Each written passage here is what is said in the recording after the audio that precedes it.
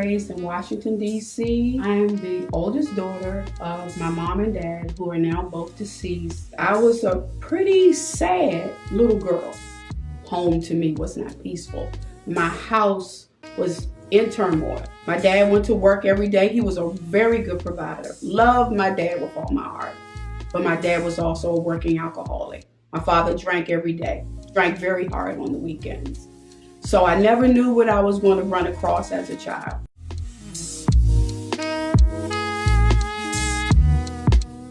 One day, the father that I loved, but I hated at the same time, pulled a machete on me and tried to kill me. He chased me through the house. So I ran into the bathroom, then I heard him going the other way, and then I tried to hold the other door. Can you imagine this 13-year-old standing there trying to keep the man who's supposed to love her out of the room?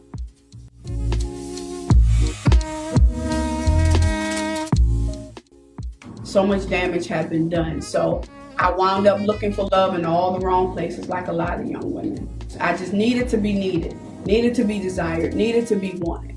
So I put myself out there so many times. I just played Russian roulette with my body. I lost my virginity very early.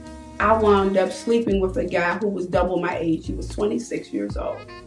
At 26 years old, when I was 13, this gentleman told me one day, I want you to go out and sleep with the guys that are in the living room. I thank God that I had enough sense, even in my being naive, that I said no.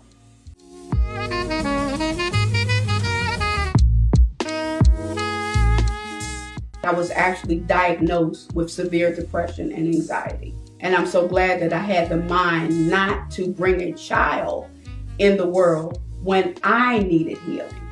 I spent years going to counseling. That was just another thing that the enemy used to make fear a part of my norm.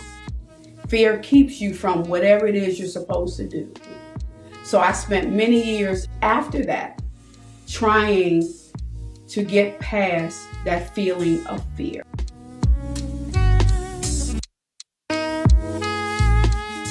The doctor came in, no expression, just matter-of-factly. He's like, oh, well, your body is miscarrying the baby, so you're gonna lose the baby. And he walked out the room. I said, no, I will not. I said, I lost my childhood. I lost my adolescence. I lost my years as a teen. I lost my years as a young woman. I will not lose this child.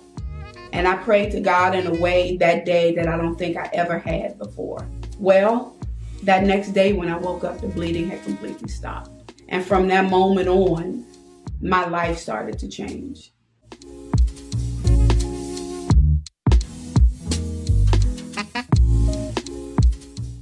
I have overcome more in my 55 years than most people have dealt with in a lifetime. But God in His grace and mercy kept me through all of that. He kept me through all of that. I share what I went through to show other people that you can get through.